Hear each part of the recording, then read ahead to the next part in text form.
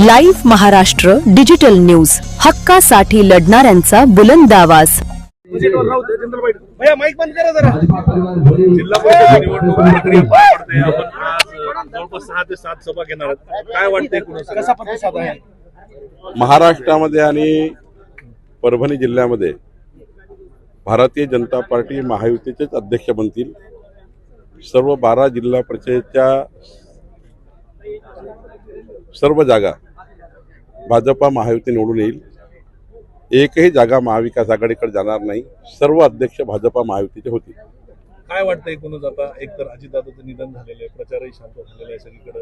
अजितदादाचा फार मोठा आपल्या सर्वांना माहिती आहे की त्या शोकामध्ये आपण सर्वच आहोत, कारण ते तर माझ्या परिवाराचे अत्यंत जवळचे आहेत आणि त्यामुळं एक मोठा आघात आपल्यावर आला आहे। माननीय मुख्यमंत्र्यांनी स्वतः सर्व दौरे रद्द केलेले आहेत, पण त्या जिल्ह्याचे पालकमंत्री काही माझ्यावर जबाबदारी आहे मराठवाड्याच्या 4 जिल्हा परिषदेच्या।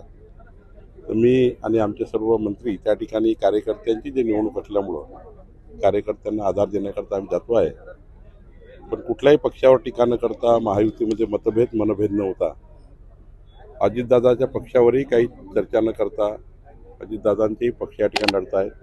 पण माझी विनंती सर्वांना आहे की अजितदादाचं एक मोठं दुःख महाराष्ट्रावर आहे। हे दुःख आपल्याला सर्वांकरताच आहे, 14 कोटी जनतेकरता। त्या दुःखातून महाराष्ट्र निघाला नाही, पण तरी आपण त्या ठिकाणी सर्वांनी शांतपणे कुठेही त्या ठिकाणी मनभेद नव्हता, निवडणुका लढायच्या आहेत। दोन्ही राष्ट्रवादी एकत्र येण्यासंदर्भात चर्चा असताना कुठेतरी भाजप मी सकाळीच बोललो या विषयावर। साहेब, जय पवार यांच्या नावाला खरं तर संमती आहे राज्यसभेवर, पार्थ पवारांना अनुकूल नाही भाजप असं सांगितलं नाही, असं आमच्याकडनं समजून घ्या। मी कालही सांगितलं, परवाही सांगितलं, राष्ट्रवादी काँग्रेस पक्षामध्ये कुठलाही दखलंदाज करण्याचा आमचा अधिकार नाही। राष्ट्रवादी काँग्रेस पक्षाच्या नेत्यांनी, सर्व विधिमंडळ गटांनी आणि त्यांच्या सर्व पदाधिकाऱ्यांनी हा निर्णय घ्यायचा आहे। भाजपाचा काहीच संबंध त्यांच्या निर्णयाशी नाही। शेवटचा प्रश्न, संजय राऊत टीका करतायत, त्यांचं म्हणणं आहे की भारतीय जनता पक्षानं घराणेशाहीची व्याख्या बदललेली आहे का? कारण मुख्यमंत्री स्वतः सर्वात आधी सुमित्रा वहिनींना भेटायला गेले आणि त्यानंतर पंतप्रधान बोलले, मग भाजपनं व्याख्या बदलली का?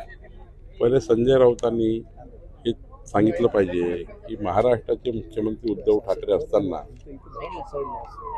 आदित्य ठाकरेंना मंत्री करणारे कोण होते? पहिले घराणेशाही कोणी सुरू केली? म्हणजे घराणेशाही, आपल्या स्वतःची घराणेशाही पहिले सांगितली पाहिजे। घराणेशाहीवर चर्चा करण्याचा अधिकार संजय राऊतांना नाही आहे, कारण एक कार्यकर्त्याला ते मंत्री करू शकले असते उद्धव ठाकरे, पण त्यांनी स्वतःच्या घरातच उद्धव ठाकरेंनी आदित्य ठाकरेंना मंत्री केलं। बजेटवर बोलले असते 2 मिनिटं।